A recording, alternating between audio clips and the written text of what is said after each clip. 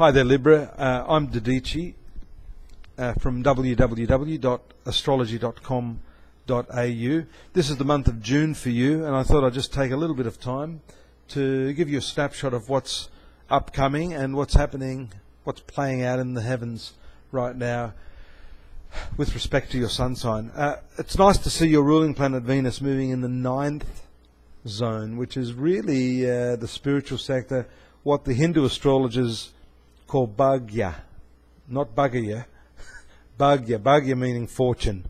And right now, Mercury, Sun, your past karmic point, the South Node, and also Fortuna are transiting this really lovely part of your horoscope. Now, this also shows me that in the coming couple of months, I'm going to jump ahead a little bit here, we can forecast that when the planets move in the upper part of the horoscope, it's an excellent time. 9th, 10th, 11th zones of your horoscope are all very fortuitous for you. So June is going to, I suppose, prelude 2 or 3 months of very, very good activity for you. Luck in terms of your general fortunes. That's interesting too. This is an area of legality. That's just come to me as a flash. Some of you there having maybe legal issues are going to start to feel some good fortune coming that way. The part of Fortuna, this is like a mathematical point that is deducted, but is very much a strong focal point in the heavens.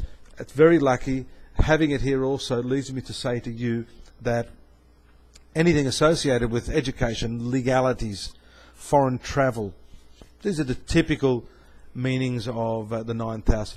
What it means: good fortune for you, resolution if you've had any problems, a go ahead, green light, thumbs up, all that sort of stuff, Libra.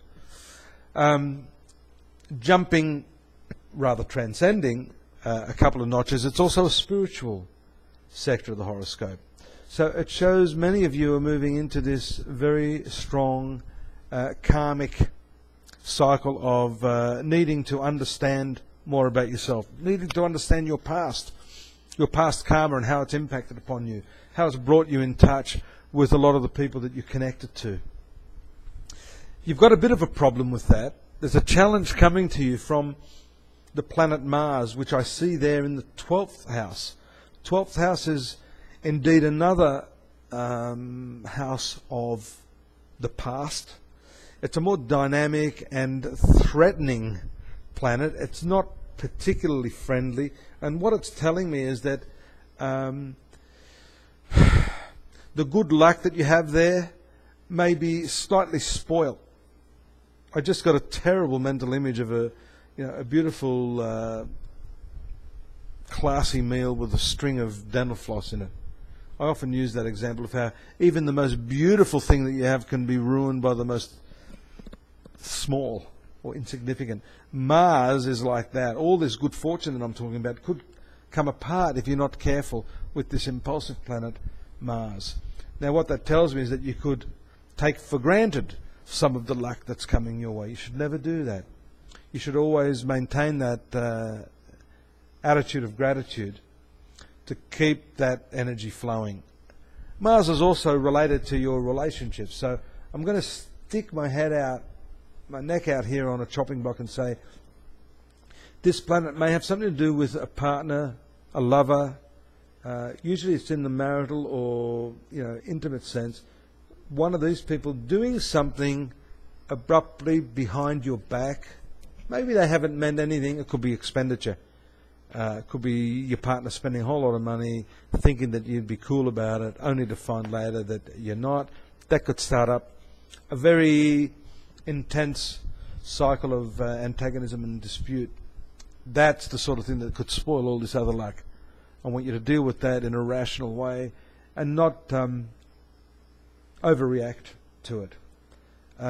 These sort of cycles are likely to occur later in the month.